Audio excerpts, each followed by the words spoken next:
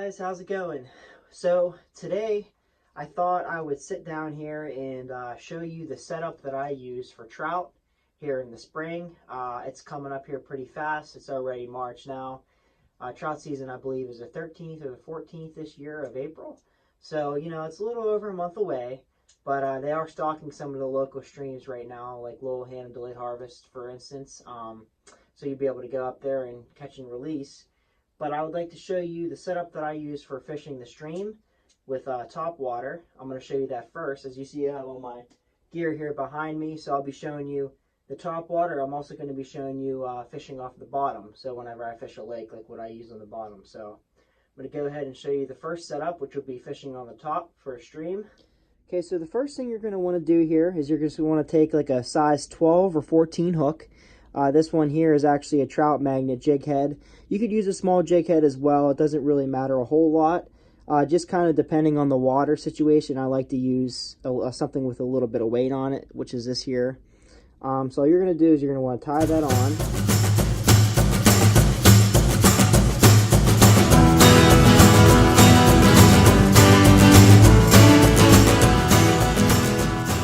Just cut this access line off of there.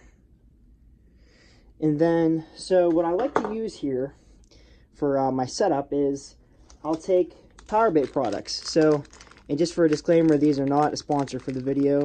This is just what I like to use. So there's a bunch of different colors that I select from, just depending on the water situation. If it's really dark water, I'll use something a little brighter like red or white or even pink. But pink usually seems to be my favorite that I'll use. I'll catch a lot of fish on pink. But another one that also works really well is these power wigglers, and they're basically just supposed to represent like a wax worm or like a maggot. They work really well, especially when the fish are finicky and they don't want to hit anything very big. So what we'll do here is I'm going to put on my bobber here. You're just going to use a small float. The float that I'm using here, you could just pick these up at like Walmart. Dick's has them. They're just a small float with a little peg pulls out, and all you do is you slip the line right in there, right in between it, and then you just raise it to the height of the water. So say you're fishing like 4 feet of water or 5 feet of water, you want to raise it up, you know, a decent amount, definitely like a foot or two.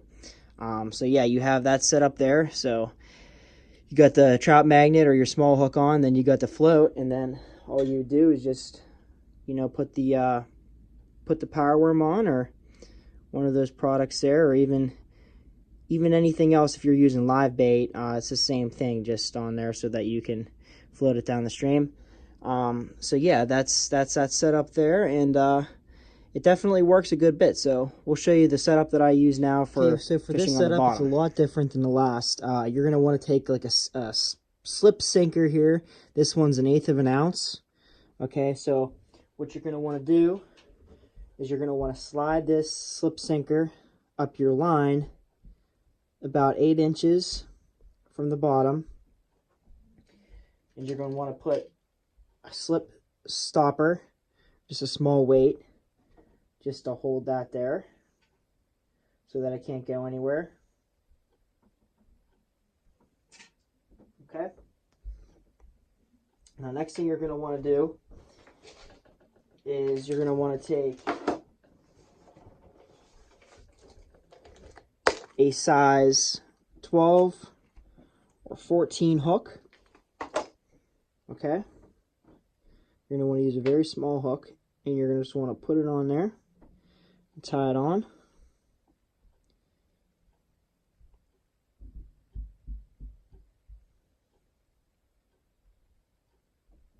Okay.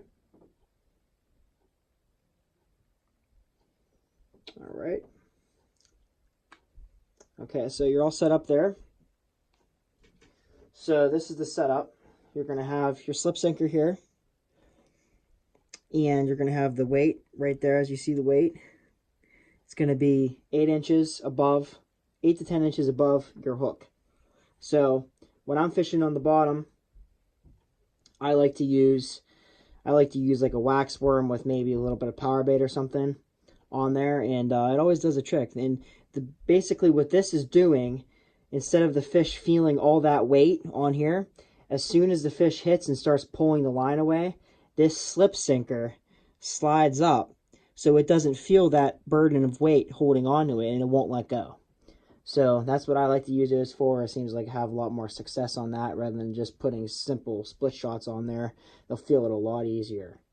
So that's a setup for the bottom. And yeah, hopefully you use these setups this year and they bring you a lot of luck. Okay, well that's going to be it for today's video. I hope that everybody that uses these setups today has good luck this year. And get out there, catch some fish, and have a good time. Thanks for watching.